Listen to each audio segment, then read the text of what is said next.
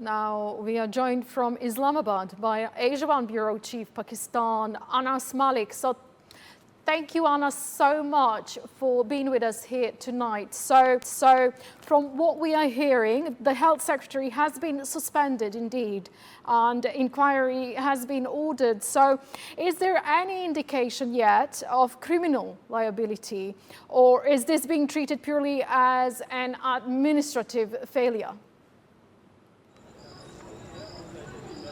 Well, Leila, this morning, Islamabad woke up to an absolute tragedy. 15 infants, literally newborn, in that incubator ward that's behind me where I'm standing. You see increased presence there. You see media personnel still deployed around, but still, and people continue to pour in. This morning, this is perhaps Islamabad's biggest hospital, the Pakistan Institute of Medical Sciences, PIMS as we say it. Its medical ward or its incubation ward caught fire. On the third floor, the fire was being regarded as an instrumental failure or short circuit as it was being deemed. But it wasn't just a short circuit as we say it. It was a total collapse of the system that we saw this morning. The fire exits were blocked. 2 of the fire exits were blocked. The nurses have been alleged, the doctors have been alleged that they have not been inside at the time of the fire. The guards had prevented parents who were downstairs where I'm standing to go upstairs and collect their loved ones.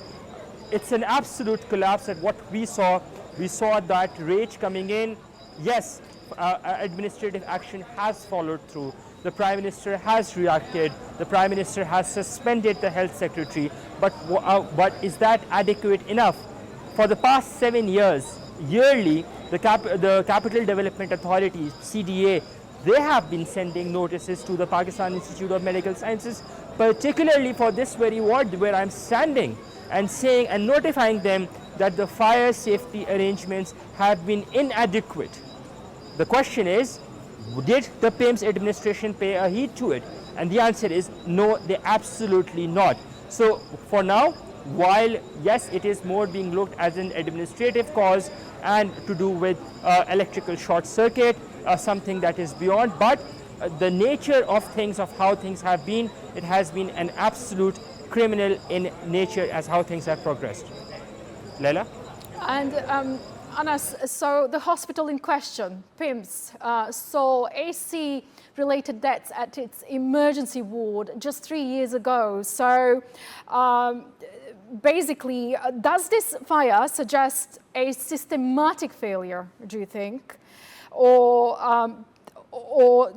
is it to act on past warnings? Was this a fresh, unrelated fault?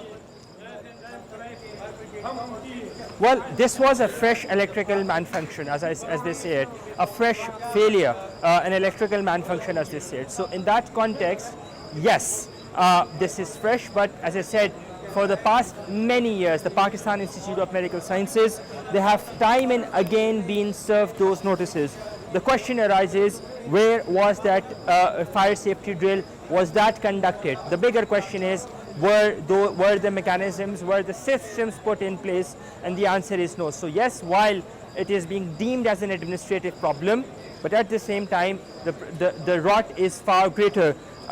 The loved ones are not coming back. The Prime Minister has expressed sorrow. The President has expressed sorrow. President Asif Ali Zardari, in a strongly worded statement, has expressed sorrow.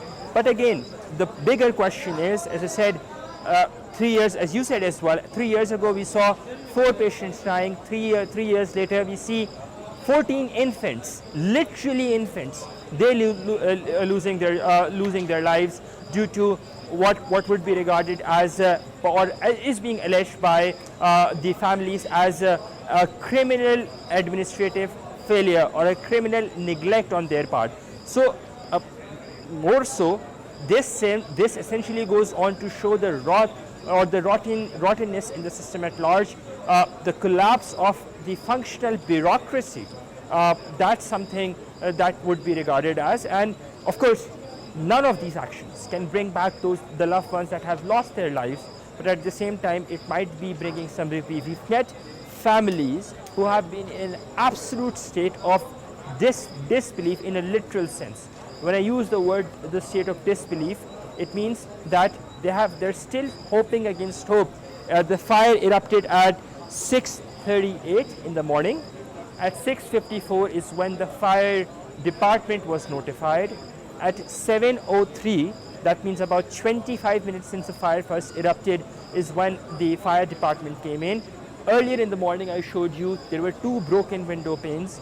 Those were used to rescue people or attempt a rescue because, as I said, the emergency exits were blocked. So the question right now is, what happens next? Are they going to wait for another tragedy until action is taken? For now, the government is relentless. The government is absolutely clear. And we saw those angry, very angry family members, mourners, taking the federal Minister for Health to task as well when it came to moving forward, when it came to questioning him on his narrative that he was trying to, or when he was trying to put his words across. But all in all, Pakistan continues to be in a state of mourning today. It would not be wrong to say, with 14 innocent lives lost. Leila? Many thanks, Anas, indeed.